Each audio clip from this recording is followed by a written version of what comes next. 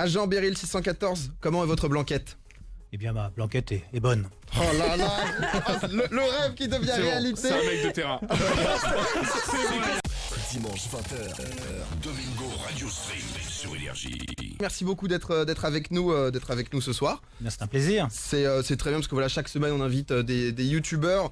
Cette semaine, alors vous êtes aussi sur Il est YouTube, pas trop ça va être un petit C'est pas peu le même différent. youtubeur que d'habitude. C'est pas Lucas Squeezie là. Eh bah, exactement, mais je pense que tout le monde a déjà voulu pouvoir poser des questions un jour à un espion. Déjà moi ma première question, c'est qu'est-ce que ça fait d'être espion dans la vraie vie, c'est-à-dire qu'est-ce que c'est? Est-ce que c'est comme dans les films justement? Est-ce que c'est comme on peut s'imaginer? Comme je le mets dans mes différentes vidéos Talks to the Spice, et j'essaie de démystifier un petit peu les choses. Donc c'est pas du James Bond. On est souvent derrière un écran d'ordinateur sur un clavier. Donc c'est pas forcément très sexy, mais il y a des moments dans la carrière qui sont plus tendus, plus intéressants, et c'est une carrière passionnante. J'imagine. Alors dites-nous, vous justement un peu pour retracer votre parcours, déjà qu'est-ce qui pourrait, pas prouver que vous êtes réellement espion, mais c'est vrai que il y a ce côté un petit peu mystérieux de, entre guillemets, vous pourriez être. Est-ce que vous pouvez me mettre une clé de bras tout de suite? C'est le cobaye juste à côté de vous, mais non. Est-ce que ça vous convaincrait si je vous fais une clé de bras? Non, mais je sens que je vais crever moi. Je pense que ça va être difficile. Non mais ouais, racontez-nous un petit peu justement votre parcours, ce que vous avez pu faire. Bon, en tout cas, j'ai pas mal d'abonnés souvent et des remarques qui viennent de dire que c'est un fake, évidemment, c'est un faux. Un espion se répandrait pas comme ça sur YouTube, c'est pas possible. Donc, c'est difficile à convaincre. Donc, les gens qui connaissent les services, ils voient que je ne dis pas n'importe quoi. J'ai eu pas mal de journalistes qui m'ont interrogé et eux, je leur ai donné ma véritable identité. Ils ont pu faire leur enquête. Je leur ai donné des copies de mon passeport diplomatique de l'époque. Etc. Et puis quand ils ont des sources aussi au sein de la DGSE, ils peuvent dire est-ce que c'était un ancien? Oui, c'est un ancien. Voilà. Donc certains journalistes ont fait leurs enquêtes et sont convaincus de qui je suis. Vous en faites pas, on ne demandera pas tout ça. Hein. Ici, on est plutôt relax. Alors c'est vrai que justement moi ce qui m'a interloqué un peu, c'est le pseudonyme. Donc Beryl 614. Est-ce que justement qu'est-ce que c'est? C'est un clin d'œil? Est-ce que tous les agents ont un pseudonyme? Comment est-ce que ça marche cette distribution avec un numéro? Donc on a un pseudonyme, plus ou moins, mais qui est pas comme celui-là, qui est pas Beryl 114 et qui ne correspond pas à ce type de pseudo. Mais c'est un clin d'œil à mon premier formateur de la DGSE, qui était quelqu'un qui m'a donné envie de faire ce métier. Où quand je suis arrivé, je lui ai dit tiens, c'est exactement ce que je voulais faire, c'était parfait. Donc c'était un type passionnant. Et pour ses exercices de terrain, il désignait les sources par un nom plus un numéro.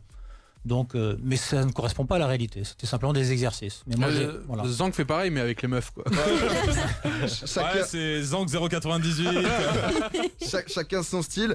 Alors, c'est vrai que justement, c'est assez incroyable. Justement, comme parcours, vous avez fait donc plus de 15 ans de service donc à la DGSE. Donc déjà, pour ceux qui savent pas forcément, DGSE, comment on pourrait expliquer? Donc Direction Générale des Services de Sécurité Extérieure, pardon, c'est ça? Des services extérieurs. Ouais. Services extérieurs. Donc c'est un peu, on pourrait faire le parallèle avec la CIA aux États-Unis. C'est ça, c'est la CIA aux États-Unis. Putain, c'est chaud. T'as pas n'importe qui à côté de toi, Zank. Mais c'est dommage qu'on soit obligé de dire CIA pour que ça. Oui, c'est vrai, clash. c'est vrai. Mais DGSE, ça devrait suffire. Ou c'est le Mossad, ou c'est les MI6 britanniques. MI6, je flippe là. MI6, c'est flippant. Moi, je me rappelle des cinématographiques. Oui, c'est ça, c'est Ils se ciné-série. sont bien placés, les Américains, au niveau. Ils ont eu les moyens, ils ont mis plein de gros films, c'est ça. Non, mais allez-y, passez votre coup de gueule. Faut le dire, mais Ça non. suffit maintenant de la CIA. Vive la DGSE. Qu'est-ce qui on va venir un peu plus justement sur vous, votre passé et tout ce que vous racontez à travers vos vidéos. Mais déjà, qu'est-ce qui vous a poussé justement à vous lancer sur YouTube? Il y a eu quelques anciens agents secrets justement qui ont sorti des livres justement pour raconter leur vie, ce que c'était exactement le terrain. Vous avez choisi justement YouTube. Qu'est-ce qui a poussé ce choix? Il y avait un intérêt de base justement pour la plateforme? J'ai découvert YouTube une fois que quand j'ai un peu plus de temps à consacrer, donc quand je suis passé à la retraite. Mais j'avais déjà cette idée en tête. J'aime beaucoup faire du montage vidéo, j'aime beaucoup faire de la photo, du son. Et donc, avec ce média-là et cette chaîne YouTube, je parlais de quelque chose que j'ai aimé avec passion, le renseignement. Être agent secret, et puis le fait de pouvoir communiquer ça, d'être un peu professeur en quelque sorte, et puis en plus de faire du montage vidéo que j'aime beaucoup. J'imagine. Alors sur justement un peu plus votre carrière justement d'agent, donc on voit alors de ce qu'on peut voir aussi, de ce que peuvent voir les gens sur Twitch, on voit que vous avez une bague, donc c'est que j'imagine que vous êtes marié. Comment? Non, c'est faux.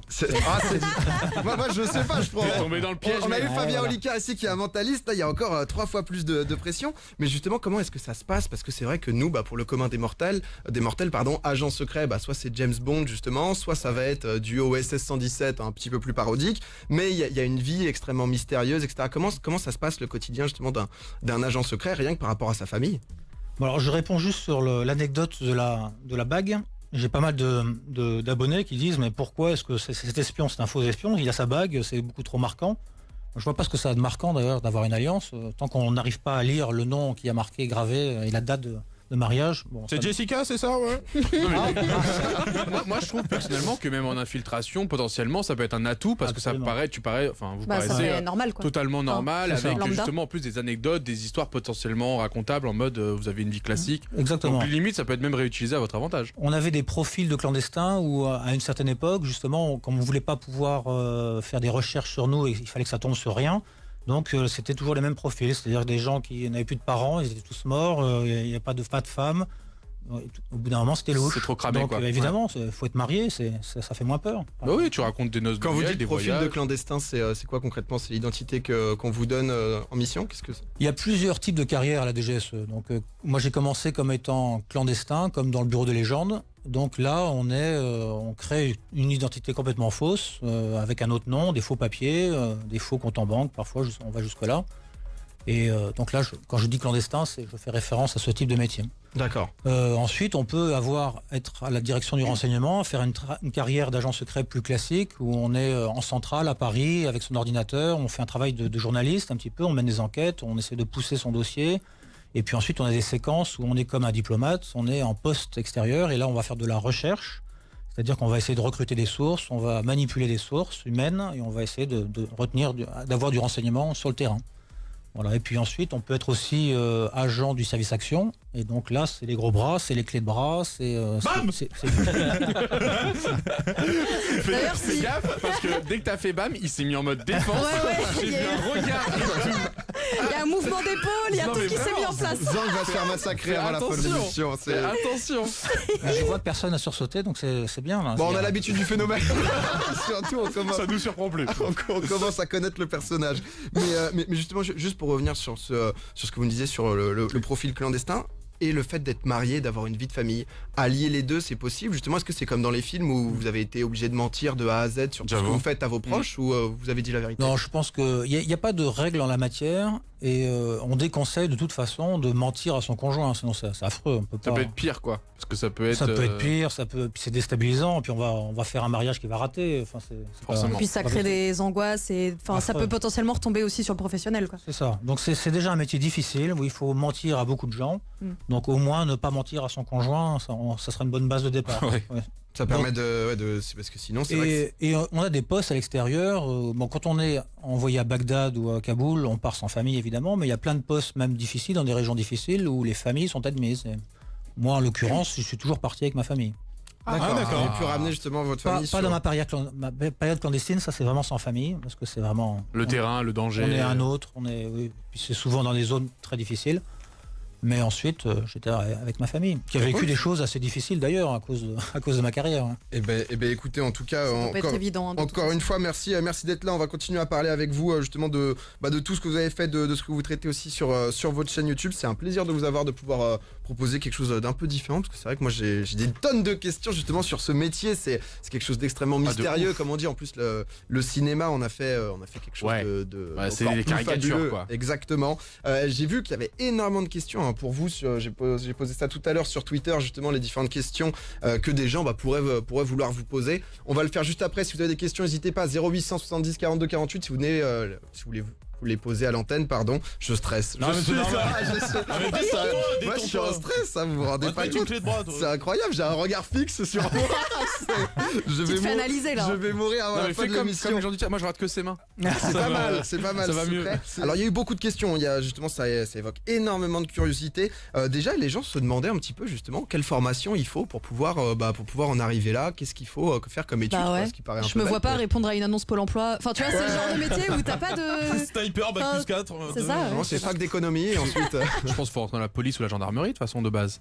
Il y a une carrière, il y a 2 voies. Il y a une voie civile, une voie militaire. Donc militaire, il est souvent saint-cyrien, mais il y a toutes les armées représentées, armée de terre, la marine et l'armée de l'air. Et puis la voie civile, qui est aussi très importante, qui se recrute, c'est du recrutement sur concours, de la fonction publique. C'est souvent des profils Sciences Po, mais pas que. Ensuite, on a aussi des techniciens, des ingénieurs. Voilà, c'est 5000 personnes, donc on va taper dans toutes sortes de capacités et de techniques. Donc il y a plein de carrières possibles à la DGSE. justement vous y a une vidéo pour parler un peu des qualités pour être un bon espion. Vous parliez aussi de l'honnêteté. C'est quoi selon vous justement qui ferait de quelqu'un un bon espion? Quels sont les critères, on va dire? Oui, c'est un peu les critères pour un journaliste. En général, fait un bon espion. Donc il faut avoir le sens de l'observation, il faut savoir bien écrire, il faut savoir conduire un entretien, il faut savoir penser en double. On va conduire l'entretien, poser des questions, mais dans le fond de sa tête, on pense à autre chose, à la question suivante, à ce qu'on veut découvrir. Et puis, je pense, c'est ça, il faut pas être tordu, parce qu'on peut attirer plein de gens tordus, parce que ça peut plaire de mentir, de manipuler, et au contraire, on a besoin de gens très équilibrés, parce qu'on peut vite devenir fou, et on peut attirer des tarés, des gens déséquilibrés. Et Il doit y avoir un fantasme un peu malsain autour Et de puis ça, même, quoi. Ouais, même- ça même arrive. se faire retourner le cerveau dans le camp ennemi et Absolument. se faire C'est ça. rattraper par l'adversaire. Mais il y a aussi ce côté, ça qui est intéressant, c'est qu'on pense directement quand on dit agent secret au gros bras, à la bagarre, etc. Alors qu'en vrai, on remarque finalement, peut-être c'est l'agent secret New Generation, mais qu'en fait c'est beaucoup de capacités intellectuelles, comme vous l'avez expliqué, ce côté un peu... Il faut être très social, C'est ça. très sociable, arriver à avoir du contact avec les gens, inspirer confiance. D'un côté, il faut mentir à ces personnes-là parce que forcément, il faut aller dans le sens de la mission. Mais de l'autre côté, il faut être le plus honnête possible avec vos supérieurs. Donc il y a ce côté de toujours faire la part des choses. De là, je suis dans mon rôle d'espion, donc j'utilise le mensonge comme arme. De l'autre côté, c'est une sorte de dévouement personnel à la nation ultime, non? C'est tout C'est pour ça, le service. Quoi. Absolument, et puis on n'a pas besoin de gros bras. Alors après, il y a aussi les personnels du service action, où là, on a besoin de mener des opérations spéciales, exfiltrer une source, rentrer des armes dans un pays... Ouais. Des missions un peu plus techniques, on va dire. Des missions un peu plus techniques, et là on a besoin de... Et pareil, mais, on n'a pas besoin de gens bodybuildés qui vont être repérés tout de suite, parce que ce sont des missions souvent clandestines, on n'est pas forcément français quand on mène ces opérations-là, Ah, on est en tenue civile bien souvent, la plupart Il du faut temps. un monsieur tout le monde, quoi. Ou quelqu'un qui monsieur pourrait tout le passer monde. comme un monsieur tout le monde. Et souvent des femmes aussi, pour que ça Mm. passe mieux. Donc on crée une légende de couple, et comme ça on attire moins l'attention, mais le couple, il s'est tiré... il s'est lancé une grenade et il sait faire des clés de bras. Il y a toutes les, Un zank. l'expression de clé de bras, je l'aime beaucoup. Elle veut un petit peu tout Elle est rien validée dire. ou quoi C'est bien trouvé, Zank. On parlait tout à l'heure un peu du côté film, du côté cinématographique. À l'heure actuelle, il y a aussi une série, donc le Bureau des légendes. C'est quoi votre avis là-dessus, justement, pour avoir été à l'intérieur de la DGSE? Donc j'ai fait une vidéo où je mets une critique du Bureau des légendes. Donc je vous conseille d'aller la voir. Mais c'est une excellente série. J'aime beaucoup d'ailleurs Éric Rochant. J'ai beaucoup aimé aussi la 4e saison. Je trouve très bonne, très réussie. Ils ont le chef opérateur, décorateur, pardon, a pu avoir accès au service. Et donc les bureaux sont les vrais. Les fonds d'écran, c'est les vrais. Il y a eu quelques scènes. Les scènes de coupe sont filmées directement sur les lieux boulevard Mortier de la DGSE. Donc quand on est soi-même agent, déjà, visuellement, c'est assez marrant. On se reconnaît, quoi. C'est ça, c'est bien nos fait, bureaux, quoi. c'est là où on badge, c'est là où on rentre tous les matins. La cafétéria ressemble pas trop, d'ailleurs un peu moins, mais on sent que c'est la cafétéria et on sent qu'il s'y passe beaucoup de choses. Donc voilà, c'est très bien vu ce point de vue-là. La cafette, le lieu de prédilection de l'espion. Eh oui.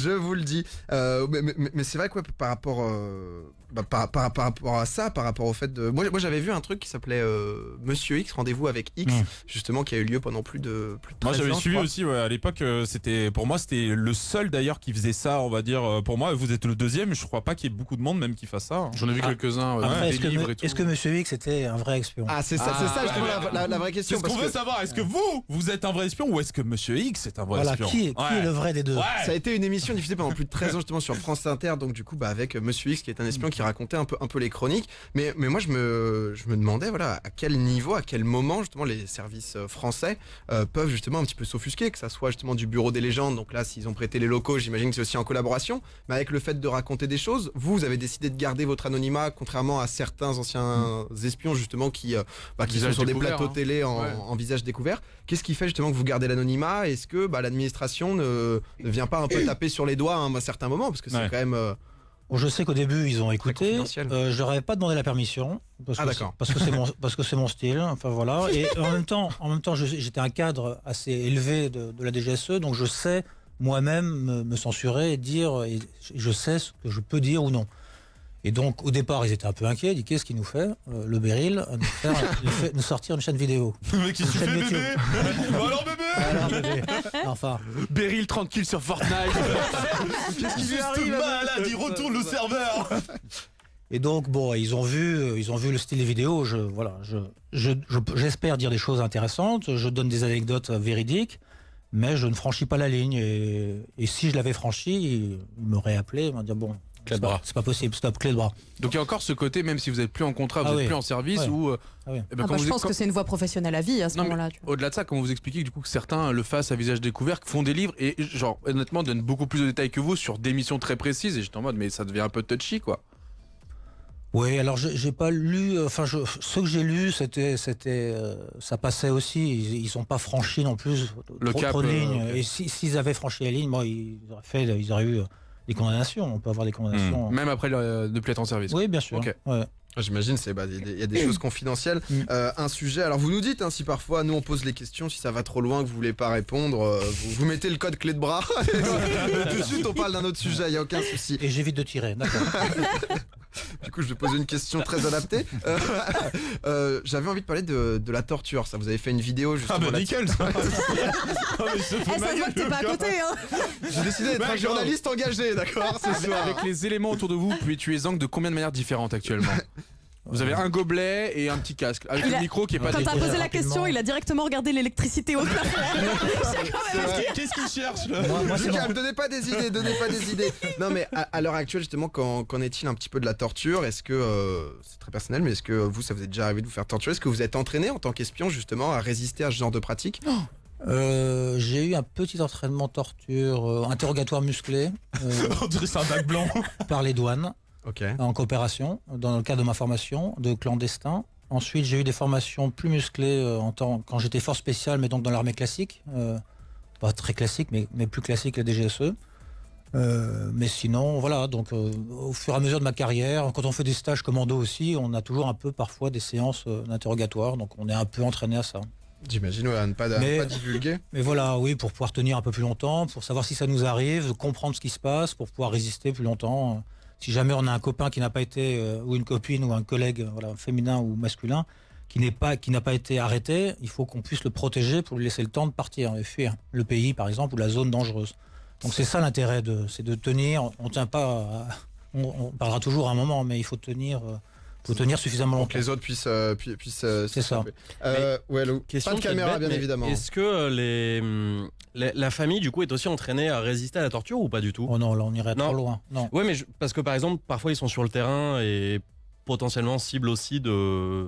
On a encore, il me semble, j'ai pas d'exemple de famille torturée. Quoi. Ok. On a eu des familles qui ont été violentées ou qui ont vu des choses dures. On a pu faire des pressions psychologiques sur la famille, ça oui. Mais pas de torture dans le sens où on l'entend. Par chance, il parle avant, quoi. Ouais. Tant mieux. Et d'ailleurs, n'importe quel service qui reçoit une menace sur la famille d'un agent, l'agent est rapatrié tout de suite. D'accord. On joue pas avec ça. Ouais. C'est trop dangereux. C'est-à-dire qu'il est détecté et ça veut dire que le service local qui a fait ça dit stop. Là, on en a vraiment marre. Il faut qu'ils partent tout de suite. Là. Bah, ça Ok. fait beaucoup d'informations à connaître, quoi. Enfin, on sait déjà que ça allait trop loin. Extraction instantanée. C'est ça. Je me demandais un petit peu justement avec l'évolution même des technologies, ce que ça pouvait donner, parce Ce que que c'est ça vrai change, ce que mais ça de change ouf, ouais, de concrètement ouf. justement dans le monde de l'espionnage, le fait d'avoir Internet, cette facilité, j'imagine que ça doit être peut-être plus facile d'avoir des renseignements, mais c'est aussi plus facile de s'en faire voler. Ouais. Qu'est-ce que ça a changé justement plus dur de dans- se dans cacher ce monde-là aussi. Ouais. Bah, la clandestinité, déjà, c'est très difficile parce que maintenant, les passeports sont biométriques. Donc, si on passe 2 fois la même frontière avec les mêmes identités digitales, mais 2 visages ou 2 noms différents, bah, tout de suite, l'ordinateur dit stop, attention, là, il y a un bug. Donc, on est arrêté, on est interrogé. Donc, il faut trouver des nouvelles formules pour passer les frontières sans se faire détecter par ces contrôles systématiques. Donc, ça, c'est difficile. On a vu... Nous, on travaille beaucoup quand on essaie de recruter quelqu'un sur Internet. Ça a beaucoup de traces, les réseaux sociaux, on récupère plein de renseignements. Mais un service adverse qui veut nous recruter, pareil, va essayer de faire aussi sa chasse et essayer de récupérer plein d'informations sur nous. Donc, il faut faire attention. Vous en avez déjà vu des cas d'espions doubles, c'est-à-dire ce côté justement, on en voit beaucoup dans les films, le contre-espionnage, justement, ouf. avec les pays qui arrivent à retourner des agents ou des agents carrément infiltrés. C'est déjà des choses qui arrivent ou c'est Je des pense, choses très... Bah ça, oui, ça arrive tous les ans. Il y a des gens, tous les 2-3 ans. Ouais. Il y a des cas de gens qu'on arrête avant, d'ailleurs, souvent. Hein. Mais il y a des gens qui, tout d'un coup, curieusement, même si on est patriote au départ, s'il y a de l'argent en jeu, si le recrutement était bien fait, il y a des gens qui craquent. Ouais. C'est pour ça qu'il faut bien sélectionner des gens stables, des profils stables pour faire des gens qui ne soient pas recrutables ou très difficilement recrutables. Il faut avoir un moral d'enfer. Tu avais une question, Edouard? Ouais, enfin déjà je vais rebondir par rapport à ce que vous avez dit là. C'est vraiment le corps, comment on appelle ça, celui qui reste vraiment à Paris et qui prend les infos, qui suit le dossier. Coordinateur, non? Peut-être, oui, on commence sa carrière toujours à la centrale de toute façon. Mais ces personnes-là sont là pour aussi repérer quand quelqu'un est en train un peu de dévier. Ça se ressent peut-être dans ce qui va essayer de remonter comme information ou il y a des signes comme ça qui sont perceptibles quand quelqu'un est en train un petit peu de changer de... Ce qu'on montre pas beaucoup dans le bureau des légendes, c'est l'écrit. Un espion, il écrit beaucoup de tout ce qu'il fait. Et donc, il écrit à la centrale. Et parfois, il raconte tous ses entretiens qui ont eu lieu. Et là, on est chargé à la centrale, quand on lit ces rapports, de dire, tiens, Il y a une incohérence. là, il y a une incohérence. Il y a un Là, creux il ment. d'une Là, il y a un heure creux d'une heure, ouais. par exemple. C'est ça. Là, on n'y croit pas. Il nous dit ça, mais il n'a pas pu avoir ce renseignement. Il y a eu des questions en plus. Il nous a pas rendu compte de tout. Et voilà, donc on peut contrôler comme ça. Alors, alors c'est plus sur le côté renseignement interne, mais même d'un point de vue éthique, justement, ça a fait un énorme drama aux États-Unis avec la NSA, notamment sur l'affaire de Snowden, sur le fait d'être de traquer, on va dire, justement. On a cette impression que maintenant, tous les citoyens sont suivis, on sait absolument tous les faits et gestes, justement, avec Internet, une fois de plus.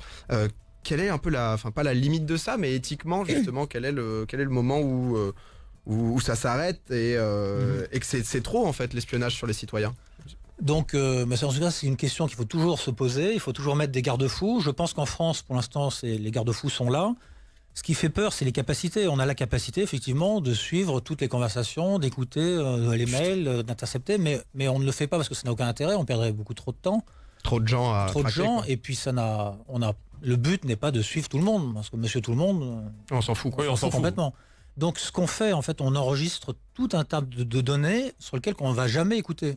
Mais s'il y a un incident, un problème, tiens, monsieur machin, il nous intéresse, là, on va rechercher dans les bases de données, et là, on va faire ressortir les mails échangés et les numéros de téléphone, qui a contacté qui a envoyé un mail à qui, etc. Parce que concrètement... Mais alors, là, on chasse, pardon, ouais, mais on ne chasse que celui qui a posé un problème et qui était un criminel, un terroriste peut-être. Et donc, du coup, tout le monde est traqué? C'est-à-dire que concrètement, à l'heure actuelle... Tout est enregistré, oui. Mais personne ne vient écouter. Personne. D'accord. Et on ne vient ressortir que lorsqu'il y a eu un problème. Donc, moi, je trouve que dans ces cas-là, et on n'a jamais le droit de mettre sous écoute l'amant de sa femme ou juste parce qu'on a envie. Ou juste parce qu'on a envie. Non, c'est très contrôlé et ça ne se passe pas comme ça. Donc, je pense qu'en France, il y a des lois et dans les principaux services occidentaux, il y a des garde-fous. Mais les capacités sont là, sont dangereuses. Donc, il faut veiller à ce que les services de renseignement n'aillent pas trop loin. Et un des mythes justement qu'a amené James Bond aussi, est-ce que les espions français ont le permis de tuer? Ça, c'est vrai que c'est un truc que je me demandais aussi. Hein, parce que.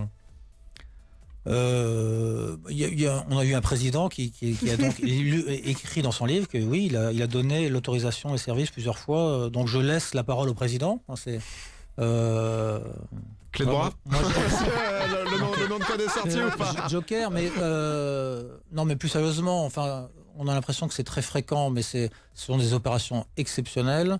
Il y a très peu d'agents, si ça existe, qui ont le droit de le faire. J'ai jamais, la grande majorité des agents, c'est pas des questions qui se posent. On fait du renseignement, on récupère donc on ne tue pas. Voilà. Mais dans le cadre du contre-terrorisme, c'est une arme possible peut-être dans la main du président, et dans des cas extrêmes, c'est peut-être une possibilité qu'il peut prendre. D'accord. Merci d'avoir répondu. Il y avait pas mal de questions aussi justement que les gens nous posaient. Je sais pas du tout si vous avez joué un petit peu aux jeux vidéo ou pas du tout. Mais oui, un peu, ouais. Mais sur voilà un peu trop parfois. sur nous aussi, hein, donc ça va. Ouais. Sur des jeux comme Splinter Cell justement, sur des jeux comme Hitman, c'est vrai que j'ai reçu énormément de questions justement sur les similitudes qu'il pouvait y avoir, ou si vraiment c'était deux mondes qui avaient absolument rien à voir. Bon, je les ai pas joués à ces deux jeux-là. Je vois à quoi ils ressemblent. J'imagine qu'il faut sortir du quotidien, quoi. C'est ça joue à FIFA dans les temps de pause. Non, mais Hitman, c'est ça. C'est pas un travail d'agent secret. C'est pas. Donc oui, c'est de l'infiltration, mais. Ouais, c'est du gadget, quoi. C'est du gadget, ouais. Une question justement sur le pourquoi, au final, vous avez arrêté justement cette carrière. Qu'est-ce qui a fait que vous avez décidé de vous ranger, tout simplement? Il y en avait assez? Oui, il y en avait assez. Alors personnellement, j'ai divorcé une première fois et je pense que je me dirigeais vers un deuxième divorce si je continuais. Donc c'est aussi un choix de vie, de couple, de se dire on va prendre une vie un peu plus facile, un peu plus équilibrée. Et puis voilà, j'avais peut-être fait le tour de ce que j'avais envie de voir. Et j'ai une carrière passionnante, j'ai adoré ce que j'ai voulu faire. Mais c'est vrai que plus on monte les échelons, plus on demande de travailler jusqu'à pas d'heures, hein, tout le temps. Et donc pour une vie de famille, c'est difficile. On voit pas ses enfants très peu. Et par rapport à ça, justement, vous en parliez que vous faites pas de secret dans votre couple, etc. Mais quand on divorce, on n'a pas un peu la pression de se dire, il y a des infos sensibles qui ont été données à quelqu'un qui, bon après ça dépend du contexte, je présume, mais ça c'est une autre question qui sera pas posée là. Il y a une journaliste qui m'a posé cette question-là il y a une semaine. Il y avait la question dans le chat tout à l'heure, justement, quand on parlait mariage, et c'est vrai que c'est quelque chose où si c'est la seule personne à qui on donne des infos sensibles, où est la confidentialité? Je pense pas qu'il lui raconte l'émission en détail. Bien sûr, mais quand même. Donc on lui dit qu'on est de la DGSE, on lui dit qu'on est allé dans telle région. Suivant les profils, on dit un peu plus de choses peut-être, mais jamais de très sensible. Les noms des sources, par exemple, ça c'est quelque chose de sacro-saint. Il n'y a aucune source, on n'en parle pas de ça. Donc il y a pas mon ex-femme. En plus, on s'est quitté en bons termes, donc il y a pas une personnellement une volonté de nuire en disant maintenant je vais tout raconter l'État. Bon. En plus clé de bras, elle aurait situation classique de clé de bras. Elle aurait des problèmes. Mais donc non, ça s'est pas passé comme ça. Il y a pas de problème. Moi j'avais une question parce que vous expliquez à l'instant qu'en montant de grade vous avez de plus en plus de missions, de boulot, de taf et vous devez d'être encore plus disponible. Est-ce que la DGSE aujourd'hui vous estimez ou vous avez trouvé peut-être sur la fin de votre carrière qu'elle était en sous-effectif, surtout vu le climat actuel où au-delà des informations qu'il faut aller prendre dans divers pays, la France aujourd'hui est en guerre et donc elle se doit aussi de se protéger, d'être encore mieux informée que son adversaire et tous ses futurs adversaires potentiels. Est-ce que vous trouvez que la DGSE aujourd'hui est en manque d'effectifs ou tout va bien, on est en sécu? Ça va? De toute façon, c'est toujours difficile. Donc oui, évidemment, si on était 10 000, 20 000, on serait plus fort, plus efficace, ça serait mieux. Mais au bout d'un moment, il faut faire aussi des choix. L'État dépense trop, donc il faut non plus. Donc moi, je pense que avec les effectifs qu'on a, parfois c'est insuffisant. Parfois, il y a des moments de crise où les gens travaillent H24 le week-end et on tire sur la bête. Et du coup, même la performance à ce moment-là, la performance baisse, les gens sont stressés, agacés, énervés, travaillent beaucoup. Mais je pense que. Comment vous situerez par rapport aux autres services de renseignement justement dans le monde? La DGSE se place très bien justement à ce niveau. La France est. Donc j'ai fait une vidéo sur une des premières, c'est celle qui a le plus marché d'ailleurs, et c'est les 5 meilleurs services de renseignement dans le monde. Ce qui ne veut pas dire grand-chose d'ailleurs, mais au moins ça. Donc j'ai mis la DGSE en 3. Ce qui est un peu artificiel, c'est difficile de se juger entre nous parce qu'on se cache beaucoup de choses, mais je pense que la DGSE c'est un bon rapport qualité-prix. C'est-à-dire on n'a pas beaucoup moins de moyens que la CIA, mais on est très efficace parce que c'est très intégré, c'est le renseignement humain qui partage les espaces avec le renseignement technique, c'est au sein d'une même agence alors que dans l'exemple américain, c'est la CIA et la NSA, c'est 2 agences différentes.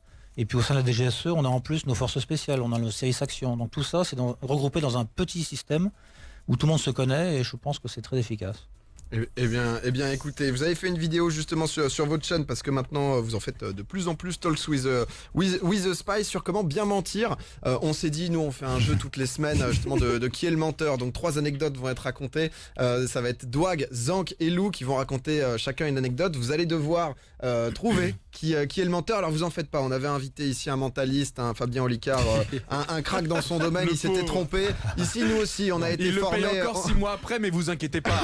On fait que le rappeler à chaque fois, mais ne vous inquiétez surtout pas, monsieur. Bon, puis moi, je suis peut-être un peu rouillé. Ça fait 2 ans que j'ai quitté le. Bon, surtout, 2017, vous allez avoir affaire à des espions en face de vous. Je peux vous dire que. Il y a du niveau là, il y a de l'entraînement. Que Zank 0012 là, il est au taquet. Comme l'a dit Domingo, si vous trouvez qu'on va trop loin et que vous pouvez pas vous permettre de répondre, n'hésitez pas à nous le dire. Mais en soi, on va commencer du coup par l'amitié, parce que l'amitié, j'imagine que c'était quelque chose qui a dû vous manquer dans votre vie, forcément, avec cette vie un peu. Vous l'avez dit sur le terrain, vous pouvez peut-être pas tout dire à tout le monde, donc forcément même les liens amicaux, est-ce qu'ils étaient purs, pas réellement? Est-ce que finalement vous trouvez avec les années, avec le fait qu'aujourd'hui vous avez mis un peu votre côté professionnel vous avez mis le côté professionnel de côté justement pour pouvoir aussi apprécier votre vie? Est-ce que vous trouvez que vous n'avez pas eu assez peut-être d'expérience avec d'autres êtres humains sincères, honnêtes, sur la durée, des amis d'enfance que vous avez pu conserver, ce genre de choses? C'est une excellente question. Merci. Et je trouve qu'avec le bilan de ces 2 années, ça fait 2 ans que j'ai quitté le service, et je trouve que c'est quelque chose qui m'a beaucoup manqué. Je m'en apercevais pas sur le coup, sur le moment. Normal. Vous êtes dans le bain. Ouais, on est dans le bain, on adore son métier, on adore ce qu'on fait, toujours une nouvelle mission. Bien sûr. Mais c'est vrai qu'on n'a pas de vie sociale, on développe pas de nouvelles amitiés parce que ce n'est pas intéressant, parce que on est obligé de mentir, on dit pas ce qu'on fait, donc c'est moins intéressant. On n'a pas envie de s'apesantir, on ment. Donc ça vous a pesé à partir de combien d'années d'expérience? Ça m'a pas pesé sur le coup. Finalement, j'ai vécu comme ça, j'ai adoré mon métier, mais c'est en arrêtant, quand je débranche les fils, il n'y a plus d'adrénaline, il n'y a plus la mission, il n'y a plus rien, et là, j'ai pas d'amis. Enfin, j'ai des amis anciens que j'avais au départ d'être de la DGSE, mais j'ai pas créé de nouvelles amitiés, ou certaines, malgré tout, quelques-uns, mais oui, ça manque. Mon frère, par exemple, se dit, tiens, enfin, tu discutes, tu parles. Bien sûr. Et tout d'un coup, on a eu une relation frère réelle, plus approfondie, plus profonde. Ouais. Donc oui, ça, c'est quelque chose qu'il faut savoir si on embrasse cette carrière. C'est quelque chose sur lequel il faut un peu sacrifier, mettre sur le second plan très clairement. Autre chose par rapport à, toujours dans le thème de l'amitié, par rapport aux sources, qui bon du coup là on rentre dans le cœur vraiment de votre travail, qui est à mon avis pour un espion la tâche prioritaire, avoir de réelles sources, des bonnes sources, donc il y a tout un savoir-faire. Est-ce que ça vous est arrivé de lier une amitié comme ça imprévue, parce qu'après tout vous êtes certes espion, vous êtes conditionné, même vous vous auto-conditionnez pour être dans une mentalité de boulot, de résultat. Mais est-ce que voilà parfois vous êtes fait avoir et un vrai lien d'amitié avec une source qui a dû peut-être en fin de mission comme souvent se casser d'un coup? Alors des vraies amitiés, je pense pas que ça soit possible, mais s'attacher à sa source, oui, c'est très fréquent. Et je pense oui, parce que alors après on peut avoir des sources qui sont des crapules, donc on va jamais les aimer. Mais souvent on a des gens qui prennent des risques, qui travaillent pour la France, qu'on envoie dans des endroits dangereux. Et je pense que le binôme qui marche le mieux entre un officier traitant, donc l'agent secret, et sa source, ça marche bien quand les deux ça s'apprécie. Et donc il y a de la confiance, il y a du respect mutuel, et donc on s'attache et on n'a pas envie que sa source elle se fasse prendre, elle se fasse kidnapper, elle se fasse exécuter. Et il y a des relations très fortes. C'est pas de l'amitié parce qu'on peut pas aller loin, parce qu'on peut pas on peut pas raconter notre vie à nous. La source, elle se confie elle beaucoup, elle nous dit beaucoup de choses, mais donc c'est assez déséquilibré. Mais oui, on s'attache à sa source. Est-ce que ça vous est aussi peut-être arrivé avec une source forcément de... Non, je suis désolé, j'étais perturbé par mon réalisateur. Pardon, il y avait un message à faire passer peut-être? Non, j'avais juste une question moi, en rapport avec ça. C'était est-ce que du coup le rapport avec la source et le côté empathique qu'on peut avoir et d'amitié, est-ce qu'il n'influe pas de temps en temps sur les rapports que vous faites Absolument. Excellente question, et c'est vrai parfois. C'est pour ça qu'on a besoin d'un regard extérieur de la centrale qui lit les rapports, qui disent non, là il aime trop sa source, on voit, et il se fait mener à bateau. Et donc c'est pour ça que c'est toujours très important d'avoir un regard extérieur qui est déconnecté de cette empathie-là, parce qu'elle joue dans les deux sens. Forcément, l'agent secret, il se fait un peu aussi avoir. Okay. Et moi, j'ai fait trop confiance à des gens qui m'ont mené en bateau. Ça m'est arrivé. Bah, Ça fait partie du jeu, quoi. C'est ça. Et justement, vu que, comme vous dites, on a tendance à s'attacher à cette personne, est-ce que c'est pas justement parce que pendant un temps, c'est le seul, pas le seul repère, j'ai envie de dire, mais la seule personne qu'on est avec qui on vit un truc qui est quand même très fort, vu qu'on est tous les deux un peu dans le même bateau et il y a que nous, quoi. Intéressant, c'est vrai ce que vous dites. C'est vrai que finalement, à sa source, on lui ment, on la manipule, mais aussi, on est un peu dans un livre ouvert parce qu'on dit oui, je suis espion et on va travailler ensemble. Et on lui dit pas mal de. On se dit plein de secrets en fait. Ouais.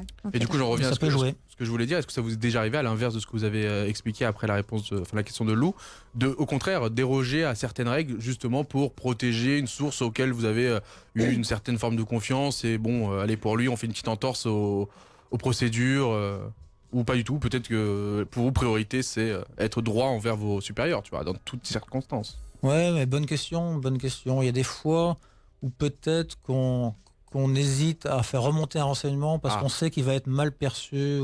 Alors que vous avez une vraie appréciation du moment. Ouais, et donc là, il faut éviter parce qu'il faut évidemment être toujours sérieux et irréprochable vis-à-vis de la centrale. Mais peut-être qu'il y a des moments où, sur 15 ans de carrière, des moments où j'ai dit, pour protéger ma source, parce que je me dis ça va être mal perçu, on va lui demander de faire quelque chose où il va prendre trop de risques, c'est inutile, c'est bête. Parce que parfois, on se dit, c'est des jeunes pas forcément bien formés, enfin ils sont bien formés mais ils sont un peu jeunes en carrière et donc ils vont peut-être prendre des mauvaises décisions.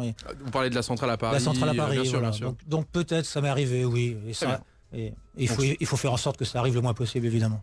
On va enchaîner du coup avec l'argent, nouvelle question. C'est des très bonnes questions tout ça. Merci. Niveau argent, on va continuer rapidement sur ce lien avec les sources parce que je voulais engager là-dessus.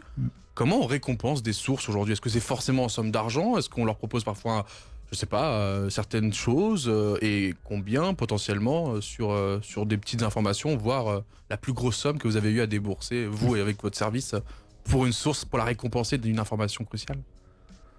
Moi personnellement, j'ai pas payé des grosses sommes. Ça, c'est très variable, hein. Ça peut 500 $, c'est souvent des dollars, 1000, 10 000. 10 000 Ah oui, quand même. Ouais, 10 000. Mais du coup, c'est à votre appréciation ou... Non, c'est un travail d'équipe. Ok, d'accord. Ouais. Et en général, d'ailleurs, le traitant, il a toujours tendance à dire, à demander plus. Un petit billet, ma source, elle est super. Il y a l'affection en plus. Ouais, il y a l'affection. Et donc, il y a toujours la centrale qui dit non, ça vaut 200. Ah, ben non, ça vaut 1000 quand même. Par contre, c'est à vous d'aller annoncer au gars de j'ai eu que 200. Finalement, il a les mêmes galères que nous. Quand on a lancé l'énergie, Domingo, il nous voit, les gars, j'ai pas beaucoup à vous donner. C'est ça. Là, on est au cœur du quotidien. C'est exact. Ça, c'est des choses qui arrivent très souvent. Et on arrive avec la source, on lui avait peut-être on a fait l'erreur de lui promettre, tu vas avoir 400, là t'as 200. Alors on peut avoir la réaction lâche en disant c'est la centrale. Hein, toujours envoyé. C'est les autres. Moi j'ai demandé beaucoup plus. Ils ont demandé que ça, ou alors on est droit dans ses bottes et on dit non, voilà, t'as 200. C'est le prix, quoi. Voilà, c'est le prix. Alors, ensuite, il y a la plus grosse somme, peut-être qui vous est restée en tête. Enfin, si à un moment vous avez eu besoin de 50 000. Il me semble, les Américains de façon payent beaucoup plus cher, mais je sais que la DGSE, sur certains cas très précis, a pu donner des choses autour des 100 000 euros. Ah, quand même, ouais. Pour des renseignements extrêmement sensibles, où la source, elle prend vraiment des risques pour sa vie. Si elle est prise, elle est exécutée dans la foulée. Et le renseignement est super pointu, il est parfaitement bien placé, donc ça vaut ce que ça vaut, et ça vaut ça. Vous vouliez ajouter quelque chose, je pense? Oui, parce qu'il n'y a pas que de l'argent non plus. Alors parfois, on va donner la nationalité française, par exemple. Parce que je me suis demandé, est-ce que vous leur vendez le voyage? Parfois, on va sauver une famille, hein, et on exfiltre la famille et on la fait vivre, alors parfois en France, où on trouve un pays partenaire qui accepte de recevoir la famille. Donc ça, on peut l'aider, on peut exfiltrer une source, lui faire passer... la frontière incognito, etc. Et donc voilà. C'est déjà arrivé plusieurs fois, quoi. Ça arrive. Et c'est déjà arrivé justement que ces sources à qui on a proposé de l'argent, au contraire, demandent autre chose en disant non, justement, moi je vous fais ça en échange, comme vous avez dit, justement de la sécurité de ma famille. Oui, puis il y a des gens aussi, parfois des sources qui sont déjà très riches, mais qui n'ont pas besoin d'argent et qui font ça par idéalisme. Par exemple, des sources anti-syriennes, anti-Bachar el-Assad, des gens très riches et qui disent non, mais moi je fais ça gratuitement. Je sers mon pays, quoi. Je sers mon pays, le genre humain contre des tortionnaires, un dictateur. Dans toutes les nations, on trouve de toute façon des gens qui sont contre le pouvoir en place, donc forcément vous en jouez aussi pour avoir ces gens-là de votre côté. C'est ça, et donc ça coûte rien et ils font ça parce qu'ils ont le sentiment de se rendre utile. Et on va parler maintenant de votre salaire à vous. comment ça se passe quand on est espion? Est-ce que c'est un salaire fixe CDI type qu'on peut voir avec les années d'expérience, l'augmentation? Est-ce que c'est en fonction des risques que vous prenez? J'imagine qu'il y a aussi une certaine forme de prime, ce genre de choses. Donc comment ça se passe financièrement une vie d'espion alors en il y a, France? il y a les, ouais, donc il y a les deux types de carrières, il y a le civil et le militaire. Le militaire, il a déjà 12 ans de carrière derrière lui. Avant d'avoir accès avant à d'avoir ce accès, genre de rôle. donc du coup, il a eu le temps de progresser donc, et d'avoir un salaire un peu meilleur. Le jeune civil qui sort, c'est le problème, c'est qu'il part à 2000 €. Et donc ça peut être démotivant, quoi. C'est très démotivant. Donc il faut, quand on rentre à la DGSE, il faut être passionné par son travail parce que dans le civil, on va gagner plus, c'est évident. Mais j'ai des jeunes civils qui étaient brillantissimes, très très bons, qui sont éclatés, qui donnaient des super résultats, qui ont décidé de dire non, mais moi je gagne pas assez d'argent, je peux pas vivre à Paris décemment, j'en ai marre, et qui sont partis et qui regrettent. Qui disent non, je me suis éclaté, j'adorais le métier que je fais, et là le métier que je fais, l'Union européenne, je m'ennuie. Mais j'imagine que c'est très très dur de se reconvertir Ça doit après un être un métier choc. pareil, quoi. Alors après, donc c'est mal payé au départ, mais bon, ensuite on progresse d'année en année, hein, on passe des concours et puis on gagne mieux sa vie. Et quand on part à l'étranger, on est beaucoup mieux payé. Parce que Il y a là, des primes de il risque. y a des primes de risque, puis on est aligné sur les affaires étrangères et les diplomates, ça c'est quand même un des pays les bien pas mal payés. Ça fait du bien parce que je vous vois avec le sourire là pour une fois. on sent les petites mallettes. C'était un bon chèque là. Non, mais Là, j'ai bien gagné ma vie à l'étranger. Ouais. félicitations. Je pense que vous n'avez pas volé votre argent, forcément. Enfin, je sais pas ce que vous avez fait.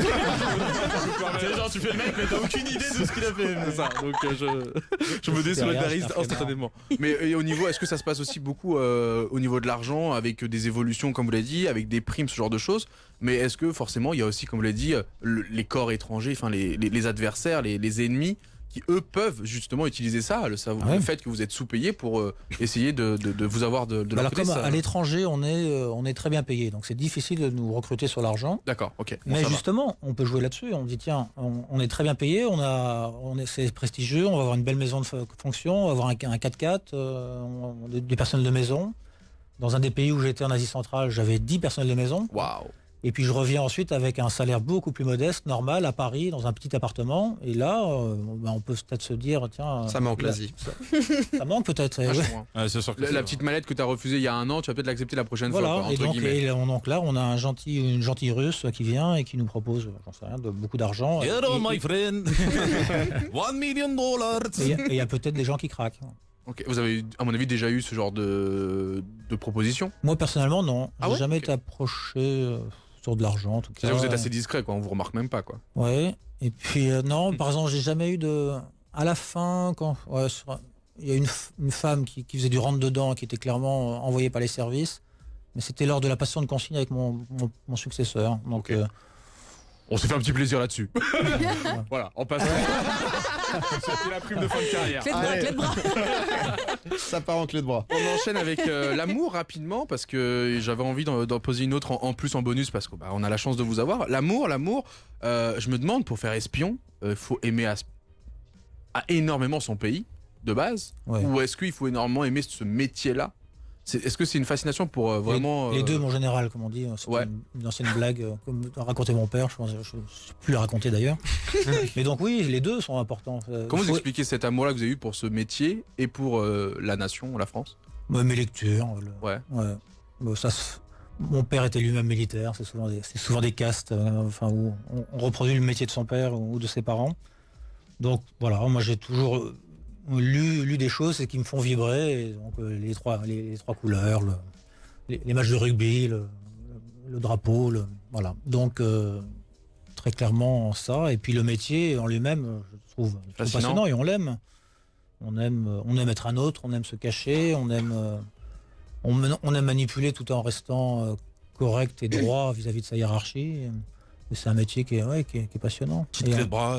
Une petite clé de bras. Puis on voit des choses qu'on ne voit pas dans la vie de tous les jours. Et puis on est projeté, on franchit les frontières avec des faux papiers, avec des billets de banque pour tenir 3 mois en autonomie complète sous la chemise. Mais ça, c'est les choses très positives. Moi, je pars du principe que vous avez la vue sur les choses comme celle-ci, mais vous avez aussi la vue de ce que la population ignore en France, avec certains complots, certaines affaires, certaines choses assez louches que vous avez à garder comme secret. Mais est-ce que ça nous a pas aussi créé une sorte de désamour, non? C'est la nation, peu importe les décisions. Non, c'est pas peu importe les décisions, parce que moi si j'avais eu des choses qui m'auraient choqué. Qu'est-ce que vous pouvez faire? Dire ça me choque? Ah bah oui, j'étais prêt. Moi, je suis un idéaliste. J'aurais démissionné. Je veux dire bon, stop. C'est la manière de s'opposer à la hiérarchie. Oui. Voilà, c'est la seule manière possible, parce qu'on va pas se révolter. Donc c'est pas un amour aveugle. C'est pas un amour aveugle. En tout cas, dans mon cas, et je pense que dans la majorité des agents de la DGSE, c'est pas un amour aveugle. Donc on est prêt à la démission s'il faut.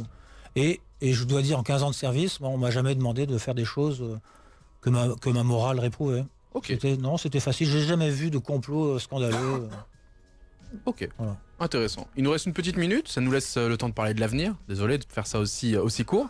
Mais voilà, vous avez une vie derrière vous qui est quand même assez remplie. Vous avez choisi aussi de plus vous concentrer sur forcément les gens qui vous entourent, votre vie amoureuse, votre vie familiale, peut-être aussi des vraies soirées folkloriques que vous avez dû mettre de côté pendant un long moment.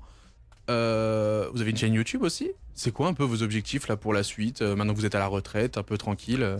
C'est quoi l'avenir pour vous? Comment vous le voyez cet avenir? Déjà, d'avoir une vie un peu plus équilibrée, un peu plus familiale, et puis de développer des projets. Donc j'ai des livres à paraître. Ah, il y a un livre, ok. Il y a même 2 livres pour l'instant sur lesquels j'ai signé des contrats d'édition. Donc je suis en train de les écrire, en tout cas le premier.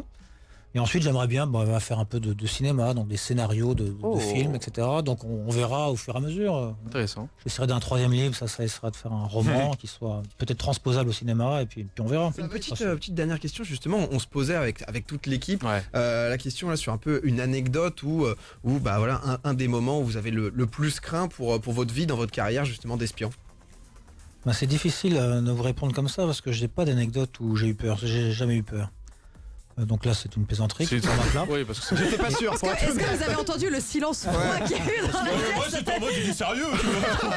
Vous étiez là à défendre les profils stables, etc. Ne pas avoir peur, c'est une certaine forme de folie. On se rend pas compte de ce qu'on fait, on se rend pas compte des risques qu'on prend. Et non, il faut avoir peur. C'est normal. Ça vous met les limites. Donc une anecdote. Alors ça se passe au Moyen-Orient. Je vous dis pas dans quel pays. On a un walk-in qui arrive. Alors un walk-in, c'est quelqu'un qui vient, qui marche à l'intérieur et donc qui fait une démarche de volontaire vers un service et il dit j'ai du renseignement très sensible à vous communiquer, il faut me parler. Et donc ces types-là sont parfois dangereux parce qu'on ne sait pas ce qu'il y a derrière. Est-ce que c'est du vrai renseignement ou est-ce que c'est une provocation d'un service adverse? Un piège? C'est un piège. Est-ce qu'on va tomber sur plusieurs personnes qui vont nous arrêter, etc. Donc c'était sensible. Donc on décide quand même, parce que le renseignement nous intéressait, on décide d'aller le voir. Et j'étais responsable de cet entretien. On avait à notre disposition un binôme du service action, donc il prend en compte la source pour voir s'il n'était pas suivi. Donc déjà au moins, c'était clair ça. Et puis ils amènent la source dans l'endroit où je devais la traiter, la voir. J'avais pris une arme pour l'occasion. On est rarement armé, ça sert à rien d'être armé, mais là, j'étais peut-être un peu jeune, où je me dis... je prends une arme. Et avec moi, on devait parler en arabe. Et moi, je ne parle pas suffisamment bien arabe, donc j'avais un interprète avec moi. Je pars avec lui, avec mon arme. On marche et on va dans l'endroit où on doit rencontrer la source. Donc un peu une tension. L'interprète, lui, c'était la première fois qu'il faisait des entretiens comme ça, il était un peu tendu. On rentre dans l'endroit, le service action arrive, nous amène la source. Et puis là, je vois la source habillée comme un mollah religieux qui se voit comme au milieu de la figure, parce qu'on n'était pas du tout dans un quartier, c'était pas le même... Donc tout le monde le voyait. Donc je me dis, oh là là, mais pourquoi il n'est pas mis en jean? Il dit, on ne peut pas la déshabiller, le changer, etc. Donc il est venu comme ça. Je dis, bon, on va faire l'entretien quand même, on commence à poser les questions. Et puis là, tout d'un coup, en plein milieu de l'entretien, j'entends un voix légiaphone dans la rue. Et je vois la source qui tout d'un coup se pétrifie, l'interprète qui comprend, c'était de l'arabe, je ne comprenais rien, et je le vois aussi complètement paniqué. Je dis, ça y est, c'est la police, on a été détecté, et puis il faut sortir par le balcon pour fuir, c'est un piège, c'est l'horreur. Et puis d'un coup, je les vois se remettre sur leur fauteuil, ils sont à nouveau calmes, et c'était en fait un vendeur de patates dans la rue avec ça. Ah ouais. Donc j'ai eu un moment très peur, et puis ensuite, on s'est vite tous soulagés. Voilà mon anecdote. Ah oui, je pense qu'elle est validée. Ah ouais, je pense que moi aussi ça m'a carrément mis en pression quoi. D'ailleurs, il y a une question qui revient beaucoup sur le chat, c'est combien de langues vous parlez, parce que vous expliquez que l'arabe vous le maîtrisez pas totalement, mais combien de langues vous parlez, parce que c'est un atout en tant qu'espion. Entre 14 et 15. C'est énorme. Non, je Ah oui, plaisante d'accord. complètement. Non, mais c'est chiant, à chaque fois on se fait avoir. J'en ai marre. Non mais les interrogatoires, ça doit être le fun, hein. Des petites vannes par-ci par-là. Moi le terroriste. J'ai déjà raconté. J'ai pas allé au bout comme d'habitude. Non, on a des spécialistes de langue. Moi, j'en étais pas. Donc, le minimum vital, c'est l'anglais. Il faut bien dominer l'anglais. Ensuite, moi, j'ai parlé un peu d'ourdou, d'arabe pour me rendre sympathique, mais j'ai pas besoin de. Après, on a des arabisants de haut niveau, des sinisans, des russisans, des gens qui parlent le farsi, etc. Mais Les spécialistes dans chaque domaine. les spécialistes, ça sera plus. Voilà, on n'a pas des gens qui parlent 10 langues, ça sert à rien. Quand on veut être un vrai spécialiste, on domine une ou deux. C'est très bien comme ça. Et on est envoyé sur le terrain. Bah écoutez, en tout cas, c'est assez incroyable, comme on le disait justement, depuis un peu plus d'1 an maintenant, vous avez ouvert votre chaîne YouTube, Talks with a Spy. 70 000 abonnés là quasiment, une vidéo donc par mois, tous les premiers mercredis du mois. C'est ça. Ça va, vous avez du stock de vidéos à raconter, parce que vous réagissez aussi sur l'actualité, sur ce qui se passe justement parfois. Ça m'arrive. Et j'ai fait un point pour voir combien vous pouvez tenir à ce rythme-là. Pour l'instant, je peux tenir 2 ans si j'ai encore l'énergie pour le faire. Ça va, il y a de quoi faire. Il y a du dos. Avec à côté justement. Après, il y a des livres à écrire quand même, donc. Ouais. Ouais, c'est ça. En ce moment, c'est le gros projet, donc du coup, le livre et potentiellement le transcrire au cinéma. Peut-être pas le premier livre, mais oui, ensuite, c'est ça. C'est ça qui me prendra du temps. Plus de temps que les vidéos qui sont finalement faites assez vite même. Par rapport au cinéma, vous voyez un film type ce qu'on a toujours vu et ce qui marche, ou est-ce que plus un film qui rapporte un peu mieux la réalité, quitte à être un peu plus ennuyant dans les faits? Moi, je recherche un film ennuyeux. Un peu documentaire, quoi. Un peu mais voilà, le plus réaliste possible et qui en fait, moi, j'aime bien la relation, comme on en a parlé là, ce soir, entre la source et son traitant et les relations qu'on a. J'aime beaucoup ça. Et j'ai l'impression que dans vos questions aussi, c'est quelque chose qui vous plaît. Totalement. Et je pense que ça peut être passionnant et ça peut très bien être une scène qui va se passer dans un local de contact, autour d'un bureau. Il se passe rien comme dans la vraie vie. Comme plusieurs films, comme dans la vraie vie. Je pense qu'on peut dire des choses très intéressantes là-dedans sans avoir à faire des clés de bras et des explosions partout. Ah, clairement, surtout que c'est très très peu abordé justement. Ah, c'est vrai que souvent on le voit peu, mais faut contacter Netflix. Hein, je pense en ce moment. C'est pour ça qu'en vrai, être agent secret espion, faut être un bon vivant. En fait. Et ça qui est très bizarre. Et je voulais aussi, c'est dommage que dans Tripoli on n'a pas énormément de temps, parce que je voulais aussi revenir sur la solitude. Parce que vous avez dû vous sentir seul, mais à des milliers de moments, forcément en plus loin du monde, loin de chez vous, loin de la France, loin de des choses que vous connaissez. Donc je voulais parler de la solitude déjà pour un espion et aussi ses relations avec les sources, parce que c'est deux choses qui concernent l'espion en lui-même et non pas juste une machine qui résout un problème ou qui répond à un ordre. C'est vraiment l'espion, qu'est-ce qu'il représente lui, comment il vit sa vie, comment il ressent les choses. Mais peut-être une prochaine fois, si on a l'occasion de vous revoir. Ça, voilà. Moi, j'ai juste une dernière question un petit peu bête peut-être, mais est-ce que vous pensez que c'est une vocation d'être un espion ou de servir son pays aussi, de façon aussi forte, quoi? Il vaut mieux. C'est quand même dur. On dit non à beaucoup de choses et donc il vaut mieux que ça soit une vocation. Faut que ça soit. Faut pas hésiter. Il faut dire oui, c'est ça que j'ai envie de faire. Vraiment. Okay. Pensez à son pays avant tout. Bah écoutez, merci beaucoup en tout cas Biril 114 d'avoir été avec nous ce soir. Vous allez vous abonner, vous qui nous écoutez, à la chaîne donc Talks with the Spy. Vous allez voir, il y a vraiment de tout et c'est surtout hyper intéressant et un contenu qu'on voulait vous présenter. Voilà, on essaie d'inviter des gens très différents qui font du contenu YouTube et surtout là j'ai trouvé ça absolument passionnant. Merci d'avoir été avec nous. On vous souhaite une bonne continuation. Peut-être revenir pour parler de la solitude un petit peu. Voilà, mais ça m'intéresse. De tous ces aspects et on espère en tout cas si vous sortez un livre ou quoi, vous serez le premier invité ici pour en parler. Domingo, Alicia, Doig, Zank. Tous les dimanches, 20h minuit, sur Énergie.